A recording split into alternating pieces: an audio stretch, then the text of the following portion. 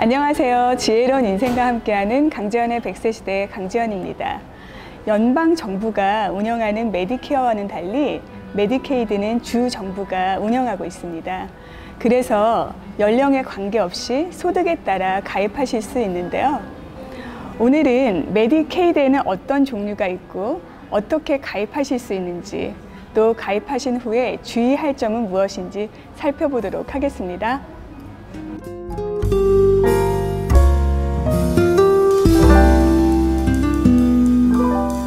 CPEX 시니어 서비스팀 김혜영 선생님 모셨습니다. 선생님 안녕하세요. 안녕하세요.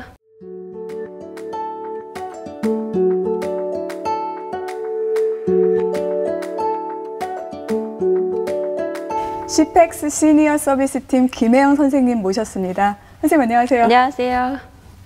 선생님, 제가 강지연의 100세 시대 진행하면서요, 또 조이너스케어 운영하면서 굉장히 많이 듣는 질문 중에 하나가 메디케이드예요. 네. 그래서 오늘 메디케이드의 조지아 대가를 모셨습니다. 사실 그 CPEX에서 그 시니어 서비스팀 운영하시면서 네네. 굉장히 많이 질문 들으시죠? 그렇죠. 아무래도 기본적으로 이민자이시고 그다음에 일하신 기간이 미국에서 일하신 기간이 짧기 때문에 이제 특히 은퇴를 하시는 노령층에서는 그 인컴이 굉장히 정해져 있어요. 그렇기 때문에 많은 분들이 메디케이드에 자격이 되기 때문에 저희들한테 또 물어보고 도와달라고 하시는 분들도 역시 많기 때문에요. 아무래도 저희들이 많이 접한 케이스라서 알고는 있습니다. 네, 오늘 상당히 기대가 되는데요.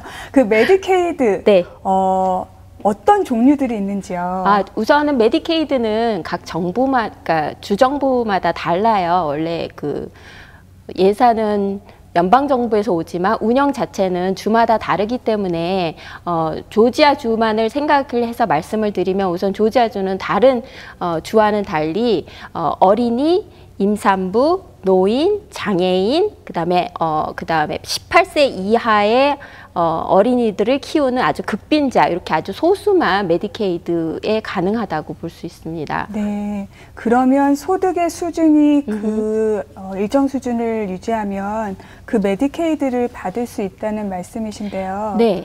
네, 오늘은 상당히 이 메디케이드 내용이 많기 때문에 오늘은 65세 이상 네. 좀 초점으로 네. 두고 한번 진행을 해보도록 하겠습니다. 네. 네, 선생님, 그러면 그 연령대가 되신 분들은 어떤 메디케이드가 있나요? 우선은 65세라고 이제 노인층을 규정을 하고 있거든요. 네. 메디케이드 프로그램에서는. 네네. 네. 근데 65세 넘으셨을 때는 저희들이 다 알고 계시듯이 메디케어가 가능하신 분들이 대부분이세요. 근데 이민자 같이 좀 늦게 이민을 오셨거나 미국에서 10년 동안 일하지를 못하셨기 때문에 메디케어가 가능하지 않으신 분들도 꽤 있거든요. 그러니까 주류 사회랑 비교해 봤을 때. 그래서 어떻게 얘기할 수 있냐면, 메디케어가 있으신 분들, 그다음에 메디케어가 없으신 분들, 이렇게 크게 두 가지로 나눠서 설명을 드릴 수 있어요. 메디케어 프로그램을 혜택을 받고 계신 분 같은 경우에는 메디케이드가 그 세컨 보험으로 적용이 돼요. 그래서 이제 메디케어 세이빙스 프로그램이라는 프로그램을 통해서 메디케어에 커버되지 않는 부분을 도와주는 메디케이드가 있고요. 그다음에 SSI라고 많은 분들이 알고 계신데, 그 극빈자들을 위한 생활 보조금 같은 혜택을 주는 프로그램이 있는데, 그걸 받으시는 분들은 SSI 메디케이드라는 게 따라 나오고 있어요. 네. 또 그런 부분도 또 있고요. 그러면 그 MSP라고 부르죠. 네네. 네, 그 메디케이드가 있고, SSI를 받으신 분들은 SSI 메디케이드를 네. 자동으로 받으시는데, 또 다른 메디케이드가 있죠. 그러니까 메디케어가 없으신 분들, 그러니까 네. 예를 들면은 제가 이제 시민권자예요. 근데 우리 엄마나 아빠를 한국에서 모시고 오고 싶어요. 그런데 가장 큰 장애가 되는 게 네. 보험이거든요. 한국에서는 의료보험이 잘 돼 있기 때문에 어머니들, 아버님들 이제 병원 생활을 되게 쉽게 접하실 수 있는데, 미국은 아무래도 보험이 워낙 비싸고 그다음에 가입하기도 쉽지도 않기 때문에 정부에서 보조해주는 메디케어나 메디케이드가 굉장히 필요한데요. 그런 분들이 신청하실 수 있는 ABD 메디케이드라는 게 있어요. ABD가 Aging, Blind and disabled거든요. 그래서 그 캐러고리로 연세 있으시거나 아니면 장애가 있으신 분 아니면 이제 그러니까 눈을 시각장애인 분들이 신청하실 수 있는 메디케이드가 또 따로 있어요. 네, 그러면 지금 MSP, SSI, ABD 메디케이드 말씀해 주셨는데요. 그거 말고도 또 다른 메디케이드들이 있어요?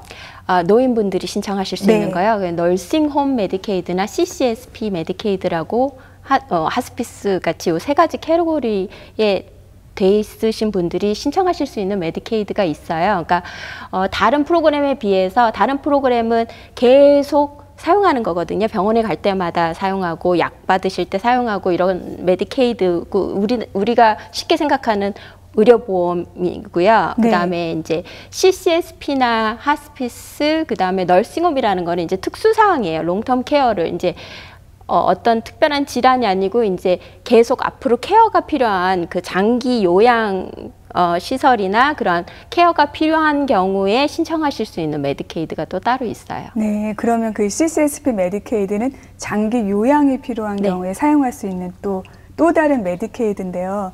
이렇게 메디케이드가 여러 개로 나눠져 있는 이유는 필요한 분들의 또 수입이 또 다를 것 같아요. 네. 예, 그래서 그 소득 수준이 어떻게 달라지는지 설명 좀 부탁드리겠습니다. 우선 MSP 같은 경우에는 우선 아까 말씀드린 것처럼 메디케어가 있으신 분이고 메디케어가 주보험으로 사용이 되고 그 다음에 메디케이드는 이제 보조보험 역할을 하고 있는 거거든요. 그래서 그 인컴이 이제 MSP 같은 경우에 세 가지 프로그램, 크게 이제 한국 분들이 많이 적용이 되는 거는 세 가지 프로그램이 있는데 또 세 가지로 나뉘어요? 네, MSP도 세 가지예요. 네, 그래서 QMB라는 게 있고요. QMB는 제가 생각하기에 진짜 우리 한국 분들이 많이 드셨으면 좋겠다, 받으셨으면 좋겠다라고 생각하는 아주 좋은 프로그램이고요. 근데 요거보다 인컴이 좀 많으신 분 같은 경우에는 슬림비라는 거를 받으실 수 있어요. 네. 그 다음에 세 번째가 말씀드린 게 QI인데 QI라는 건 뭐냐면 슬림비랑 똑같은 프로그램인데 슬림비는 무조건 내가 인컴이 요만큼만 있으면은 바로 가입이 당연한데 QI라는 거는 그거보다 인컴이 좀 더 많으시지만 예산이 책정이 돼 있기 때문에 내가 신청하는 시점에서 예산이 있으면 가입이 되고 예산이 없으면 가입이 안 되는 그런 프로그램이 있어요. 그래서 인컴이 대부분 은퇴를 하시면 고정이 돼요. 왜냐하면 은퇴연금이나 뭐 펜션 이런 걸로 주 수입원이 되기 때문에 항상 고정이 되기 때문에 사실 QMB나 슬림비 같은 경우에는 한번 받기 시작하면 쭉 받으실 수 있어요. 근데 QI 같은 경우에는 운이 좋아서 운이 좋아서 오래됐어요. 그래서 1년 동안 받고 계시다가 내년에 리뉴를 해야 되는데 어떤 상황에 의해서 예산이 없으신 경우에는 올해는 혜택을 못 받고 내년에 다시 한번 신청해 보십시오 하는 경우도 있고요. 그렇군요. 그럼 지금 그 MSP가 세 가지로 나뉜다고 하셨어요. 그래서 QMB, 그다음에 슬림비, 그리고 QI로 나뉜다고 하셨는데 그럼 이 신청 자격도 다 다를 것 같아요. 우선은 기본적으로 세 프로그램 다 메디케어를 갖고 계셔야 되고요. 그 다음에 두 번째로는 영주권자 이상이셔야 돼요. 사실 메디케어 받으시려면 영주권자 이상이셔야 되기 때문에 뭐 그건 별로 큰 문제가 아닌데 영주권 받은 지 몇 년 이상 이런 것도 있나요? 요 메디케이드 프로그램은 아까 처음에 말씀드린 것처럼 기본적으로 영주권 5년 이상이셔야 돼요. 모두 5년이 넘으셔야 되는군요. 근데 이제 제가 아까 말씀 안 드린 부분은 어떤 거냐면은 그 스테이트 메디케이드 프로그램이 영주권 받은 지 5년 이상이라는 것을 기본으로 하고 있지만 이머전시 케이스가 있어요. 예를 들어서 제가 갑자기 병원에 가야 돼요. 병원에 응급 상황일 때 그러니까 그 응급 상황이라는 게 딱 두 가지예요. 목숨을 잃을 수 있는 상황이거나 아니면 페인이 그러니까 고통이 너무 극심한 경우 이런 두 가지 케이스를 이머전시로 규정을 하고요. 내가 모든 게 다 되는데 그러니까 인컴 가이드라인도 다 맞고 그 스테이트에서 살고 다 하는데 단지 영주권 5년에 못 미쳐요. 내가 불법 체류자거나 아니면은 영주권 받은 지 2년밖에 안 됐다. 그렇지만 난 인컴은 그거에 맞게 된다. 그러면은 레귤러 메디케이드는 받을 수 없지만 응급 상황에 이머전시로 들어가서 응급 상황을 치료받는 거는 커버해주는 이머전시 메디케이드라는 게 있거든요. 그럼 그 이머전시 메디케이드를 받으면 그 병원에서 치료하는 것만 해주나요? 아니면 그 다음에도 계속 해주나요? 그 다음에 치료는 안 되고요. 그 이머전시를 그 목숨을 그 살려주고, 상황에만? 페인을 우선은 감소시켜주는 그 두 가지. 근데 가장 쉽게 생각하면은 임산부들 있잖아요. 네. 사실 임산부는 우리가 응급 상황이라고 생각을 하지 않지만 임산부 같은 경우에도 아무런 케어를 안 하며 아기를 그냥 낳다가 돌아가실 수도 있고 그 페인이 어마어마하니까 네. 그건 이머전시 메디케이드로 해주시기 때문에 여기 임해 놓으신 지 뭐 1년밖에 안 됐다. 영주권 받은 지 1년밖에 안 됐지만 아기를 낳는 거는 커버해 주는 게 이머전시 메디케이드예요. 네. 네. 그래서 정말, 똑같이 적용을 해서 뭐 어머님 아버님을 모시고 왔는데 갑자기 무슨 복통이 있으셔서 너무 아파서 견딜 수가 없다. 그러면 모시고 응급실에 가셔야 돼요. 응급실에 가시면은 이제 치료를 다 그러니까 그 응급 상황만 치료를 해주시고 그 다음에 이제 팔로우업을 해야 할 수는 있어요. 그 다음에 이제 닥터한테 다음 달에 오십시오. 그런 거는 커버가 안 되지만 응급실로 들어가서 응급처치를 한 부분은 모두 커버를 해줘요. 그래도 정말 감사하네요. 네. 그 정말로 응급 상황에서는 정부가 네. 그 커버를 해준다는 뜻이잖아요. 네, 그렇죠. 아무래도 네. 이제 목숨은 살리고 보자 뭐 이런 네. 휴머니티가 있는 거죠. 정말 인권이 소중합니다. 네. 그럼 다시 돌아와서요. 네. 우리 아까 그 새 메디케이드가 네. 이제 그 소득 수준에 따라서 신청할 수가 있고, 그럼 이제 처음에 QMB라고 하는 거는 메디케어를 보조해 주나 봐요. 네네. 예. 우선 메디케어가 65세 되고 미국에서 일하신 지 10년 이상 돼서 메디케어 텍스를 40 크레딧 이상 납부하셨으면 모두 받으실 수 있는데 그 메디케어 하나만 갖고 있다고 모든 커버가 다 되는 건 아니거든요. 우선 메디케어만 갖고 계신 분 같은 경우는 메디케어 B 프리미엄을 한 달에 매달 144불씩 내셔야 되고요. 네. 1년에 한 번씩, 1년에 디덕터블이 198불이에요. 그 다음에 또 가실 때마다 20%라고 우리가 대부분 알고 계신 코인슈런스 금액을 내셔야 되거든요. 그런 게 이제 인컴이 제한적이고 자산도 많지 않으신 분들한테는 굉장히 큰 부담이 될 수 있기 때문에 스테이트에서 그 모든 거를 다 커버해주는 그러니까 QMB 메디케이드라는 거를 보조해주고 있어요. 그래서 저는 항상 얘기하는 게 오리지널 메디케어랑 네. QMB를 갖고 계시면 우선은 병원에 가는 거에 대해서는 걱정을 안 하셔도 된다라고 말씀을 드리고 있어요. 그러네요. 그렇게 되면은 정말 비용을 하나도 안 내시겠어요? 네네네. 우선은 네. 돈으로 나가는 케이스는 메디케어에서 커버 안 하는 것들이 있거든요. 네. 예를 들어서 난 보청기를 해야 된다든가 아니면은 눈이 너무 나쁘니까 무슨 시력을 개선해야 된다든지 아니면은 뭐 머리를 심겠다 뭐 이런 거는 네. 메디케어에서 커버를 안 해주는 프로그램은 메디케이드에서도 커버를 안 해주기 때문에 그건 본인 비용으로 하셔야 되고요. 그런 게 아니신 경우에는 대부분 메디케어에서 딱 규정되어 있는 케어들은 메디케어에서 거의 다 커버를 하고요. 그 다음에 커버를 안 하는 부분은 메디케이드에서 커버를 해주기 때문에 본인들이 내시는 케이스는 거의 없다고 보시면 됩니다. 그렇군요. 그러면 그 메디케이드 QMB를 받을 수 있으면 무조건 신청을 하셔야 되겠네요. 그렇죠. 아무래도 네. 그냥 놓치기엔 아까운 네. 프로그램이기 때문에 항상 가능하신 분들한테는 저희들이 인컴을 물어보고 여러 가지 스크리닝 한 다음에 가능하신 분은 그 자리에서 바로 어플라이를 해드리도록 노력을 하고 있어요. 네, 그럼 지금 그 100세 시대 시청자들께서 본인이 그 가이드라인에 맞는지 정말 궁금하실 것 같아요. 네. 그래서 한번 그 가이드라인 주세요. 네, 우선 이제 메디케이드 같은 경우에는 혼자 신청하실 수도 있고요. 혼자이신 경우에. 네. 근데 이제 부부가 계신 경우에 2인으로 신청을 해야 돼요. 그래서 인컴도 다 그 부부 같은 경우는 두 분 다 들어가거든요. 그래서 지금 1인일 경우와 그다음에 커플일 경우 이렇게 두 가지로 인컴 가이드라인이 나눠져 있어요. QMB 같은 경우에는 1인인 경우에는 1,084불이고요. 한 달에 인컴이. 그다음에 커플이신 경우엔 1,457불이에요.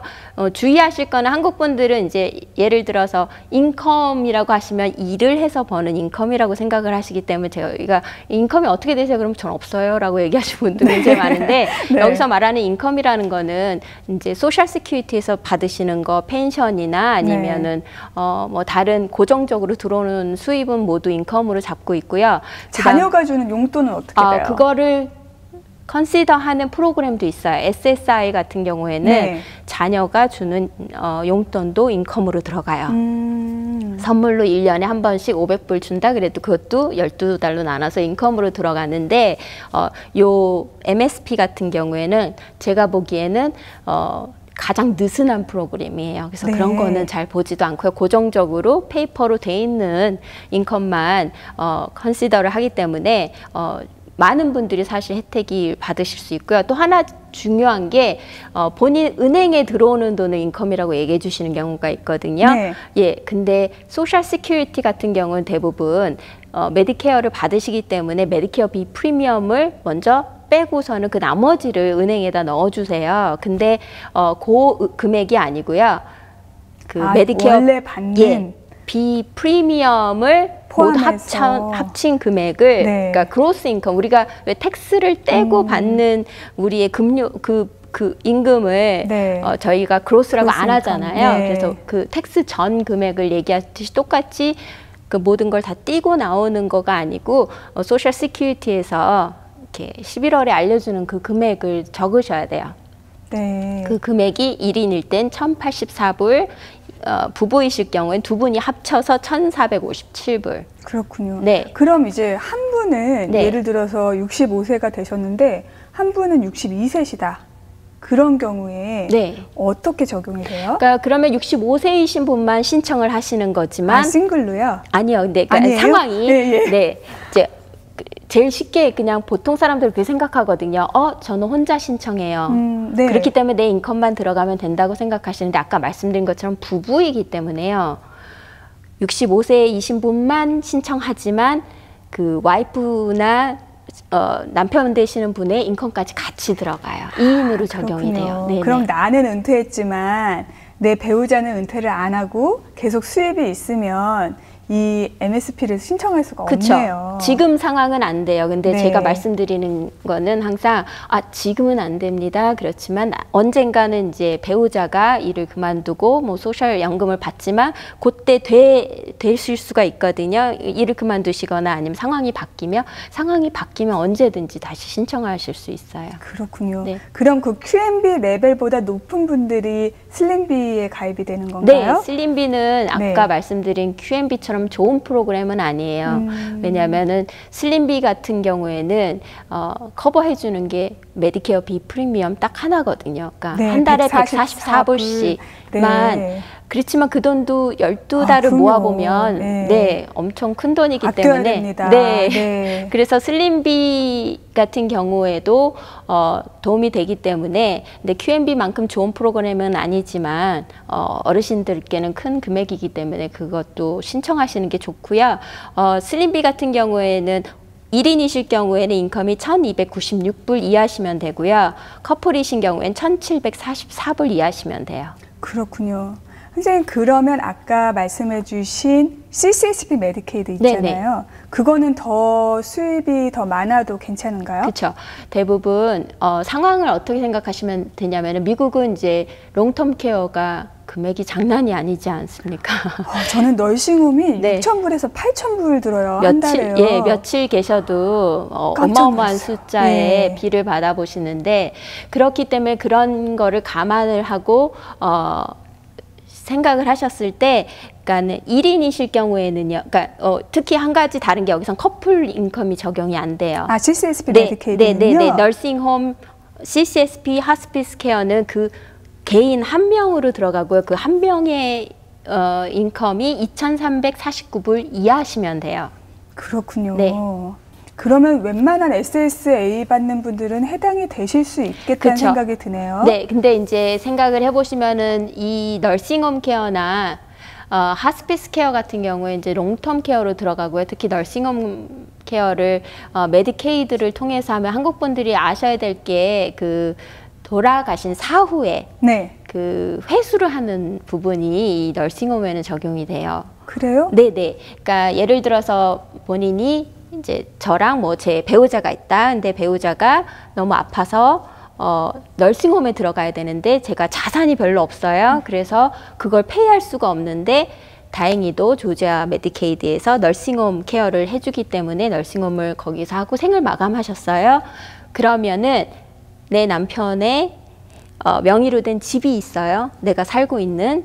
그러면은 그러니까 배우자가 살아있는 한은 건드리지 않는데요. 배우자 사후에는 그 집을 조지아에서 압류라고 하나요? 그러니까 약간 그 롱텀 케어에서 쓴 금액을 그 집을 처분하고 난 후에 그 금액을 회수하게 돼 있어요. 네, 그건 그러면 집이 있는 경우를 말씀하시는 것 같은데 만약에 집이 없고 그런 분들은 어떻게 돼요? 전혀 상관이 없습니다. 상관이 없으시고요. 그래서 네. 예, 사실 이러면 조금 그렇긴 하지만 저는 항상 말씀드리는 게 이제 미리 65세 되시기 전에 60세쯤 지나시면은 이제 어느 정도 나는 70세까지 80세까지 계속 건강하게 열심히 일할 거야 라고 얘기하시는 분들도 있지만 혹시 모르기 때문에 미리미리 어느 정도 준비를 하시는 게 좋거든요. 그래서 본인의 자산이나 본인이 예상하는 인컴, 내가 신청할 수 있는 메디케이드나 푸드 스탬프가 있는지, 만약에 내가 집을 처분을 한다면 시니어 아파트에 들어갈 수 있는지, 그런 거를 좀 60세부터 미리 준비하셔서 시간을 두고 준비하시는 게 굉장히 중요하거든요. 그래서 아까 말씀드린 것처럼 본인의 명의의 집이 어떤 경우엔 짐이 될 수도 있고요. 어떤 네. 경우는 보금자리가 될 수도 있어요. 사람에 따라서. 그래서 그런 부분을 좀 미리 생각을 하시고 준비해 두시는 게 굉장히 중요하다고 생각해요. 네.